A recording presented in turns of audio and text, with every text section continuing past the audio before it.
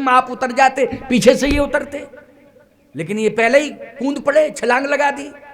भगवान ने कहा कोई बात नहीं है, देखा जाए, पहले उतरने तो दो विमान। अयोध्या की रज को उठा रहे हैं बंदर, मस्तक से लगा रहे हैं, शरीर में लगा रहे हैं, और कहते क्या हैं, ये मेरे प्रभु राम की जन्मभूमि है, ये मेरे राघव की, मेरे प्रभु राम की जन्मभूमि है, ये राम की जन्मभूमि की मिट्टी मिट्टी नहीं है, ये तो चंदन है, इसको मस्तक पर धारण करना चाहिए। ये सभी बंदर उस रज को माथे से लगा रहे हैं। राम की जन्मभूमि की मिट्टी कितनी धन्य है, बोलो भाई।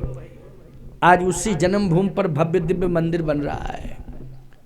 500 साल हो गए थे संघर्ष होते होते, लेकिन प्यारे आज वो स्वर्णिम अवसर हम सबको देखने को मिल रहा है कि नहीं मिल रहा है, कि आज उस राम जन्मभूमि पर भव्य दिव्य मंदिर का निर्माण होने जा रहा है।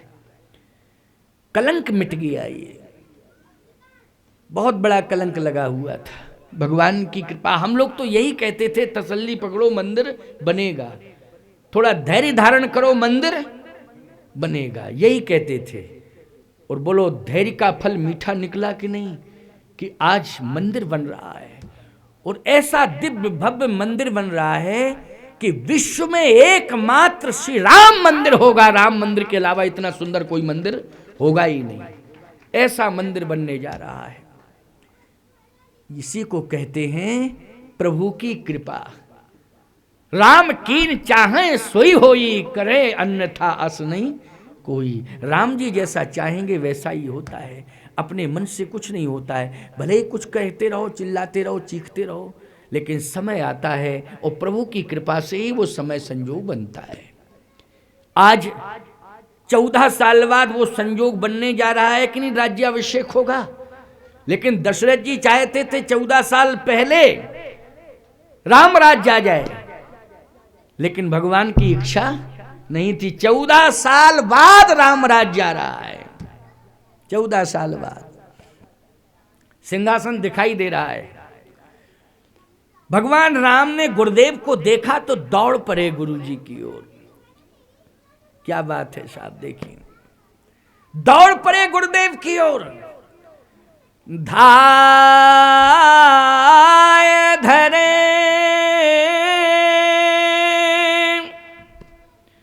गुरु चरण सरोर अनुज सहित अति पुलक तनु रहे।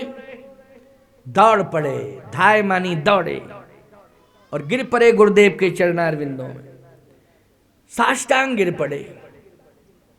राम जी भी पड़े, लक्ष्मण जी, किशोरी जी ने अपनी मर्यादा में प्रणाम किया। महिलाओं को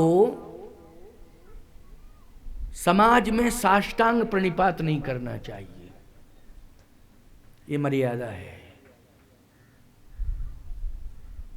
अति भावुक हो जाती हैं माताएं, और अति भावुक होकर के वो साष्टांग प्रणिपात करने लगती हैं। समाज में नहीं ऐसा होना चाहिए।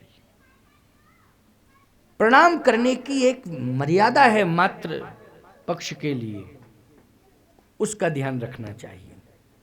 किशोरी जी ने अपनी मर्यादा में प्रणाम किया, लेकिन भगवान राम ने और लक्ष्मण ने साष्टांग प्रणाम किया। साष्टांग, शरीर के संपूर्ण अंग लकड़ी की तरह, दंडाकार लकड़ी की तरह पृथ्वी पर गिर जाएं, उसको कहते हैं साष्टांग प्रणिपात। गुरुदेव के श्री चरणों में तो साष्टांग प्रणिपात करना चाहिए। अब बंदर तो बंदर हैं जी, अष्टांग और साष्टांग क्या जाने क्यों भाई, तो बंदर हैं। और जैसे ही भगवान राम ने साष्टांग प्रणिपात किया तो इन बंदरों में आक्रोश आ गया, और ऐसा आक्रोश हुआ साहब कि ये बंदर वशिष्ठ जी के ऊपर टूट पड़े।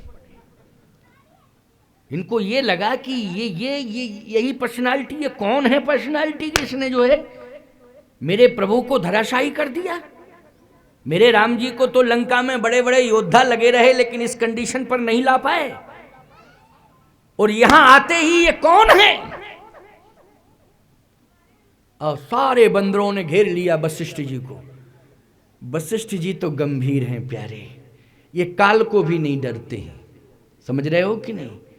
महाराज इक्ष्वाकु से लेकर के जाने कितने राजा काल के गाल में समा गए, बोलो भाई, लेकिन वशिष्ठ जी अभी भी हैं कि नहीं।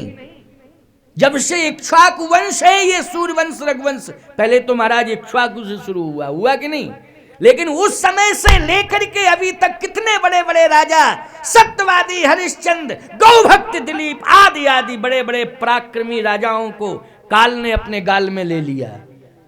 लेकिन वशिष्ठ जी महाराज ऐसे कुल पुरोहित हैं, कुल गुरु हैं कि काल भी उनका कुछ नहीं बिगाड़ पाया।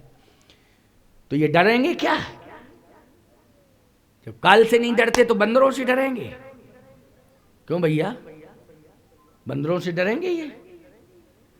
क्या बतावें, आजकल बड़ी विचित्र स्थिति है। एक आदमी दरवाजे पर बैठा साहब, जैसे बैठा दरवाजे पर, रखवाला बन के बैठा था, वो मालिक था घर का, एक चूहा घुसा, दौड़ के अंदर चला गया वो। अब चूहा, बहू अंदर काम कर रही थी अपना, कुछ पत्नी होगी उसकी, काम कर रही थी पत्नी, अब पत्नी काम कर रही थी घर का, और वो चूहा जो है आगे से घुसा एकदम, और बड़ी तेजी से अंदर गया, और लाठी लेके वो आया, कौन घुसा कौन घुसा कौन घुसा, तमाशा कर दिया साहब उसने। पत्नी बोली तुम्हारी बुद्धि खराब है क्या, कौन घुसा कौन घुसा, लाठी लिए घूम रहे हो, कोई शेर घुसा क्या, चूहा घुसा है, और चूहे के पीछे लाठी लिए घूमते फिर रहे हो। बोला आज चूहा घुसा,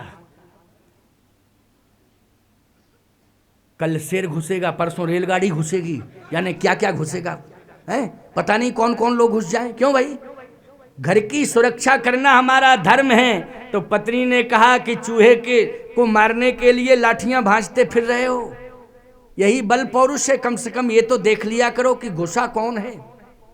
जब शेर घुसेगा तो तुम्हारी लाठी काम नहीं करेगी, उस समय तुम्हारी बुद्धि काम करेगी। क्यों भाई, शेर से लाठी से लड़ोगे कि बुद्धि से लड़ोगे? जब शेर सामने आएगा तो लाठी लेके आओगे कि किनारा कर दोगे? जल्दी बोलो, किनारा करोगे कि नहीं? शेर से कहीं लाठी से लड़ा जाता है। इसलिए मैं कहता हूं कि तुम्हारे घर की रक्षा शस्त्र से नहीं हो सकती है, बुद्धि से हो सकती है। किससे हो सकती है? बुद्धि से। और यदि तुम शस्त्र हाथ में लिए हो और भ्रम अगर तुम्हारी बुद्धि में आ गया तो याद रखना वो शस्त्र जो है शत्रु पर नहीं वार करेगा, तुम्हारे घर वालों पर ही वार कर देगा। क्योंकि बुद्धि में कौन बैठ गया है? भ्रम बैठ गया है। इसलिए हमेशा बुद्धि की चैतन्यता होनी चाहिए, उसमें जड़ता नहीं होनी चाहिए। लक्ष्मण जी ने कहा इन वानरों की बुद्धि में जड़ता आ गई है। तब तो गुरुदेव के ऊपर इस प्रकार का आक्रमण और इस प्रकार की चर्चा गुरुदेव के प्रति, इनमें जड़ता है। भगवान ने कहा लक्ष्मण ये बुद्धि की जड़ता नहीं है, ये मेरे प्रति इनका प्रेम है। क्या है? प्रेम है। और जहां प्रेम होता है और जिसके प्रति प्रेम होता है उसी के प्रति समर्पण होता है, सबके प्रति नहीं होता है। राम के प्रति इनका प्रेम है, इसलिए समर्पण मेरे प्रति है। तो कहे गुरुदेव हैं आपके, हमारे सब इनके प्रति समर्पण होना चाहिए कि नहीं? कहा परिचय देने वाला हो तब ना। क्यों भाई, अभी तो भ्रम है, अब भ्रम दूर किया जाए, परिचय जब सही दिया जाए तब ना निवारण होगा। तो परिचय का परिचय मैं दूंगा।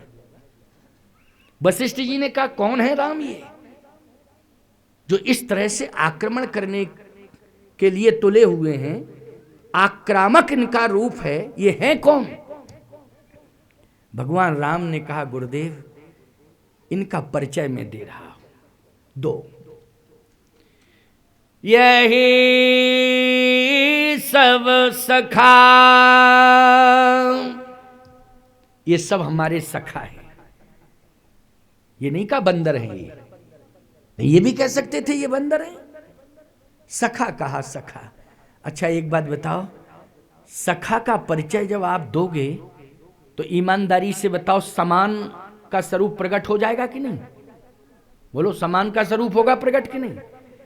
बानर भालुओं को राम जी ने जब परिचय दिया बानर भालुओं का, तो अपने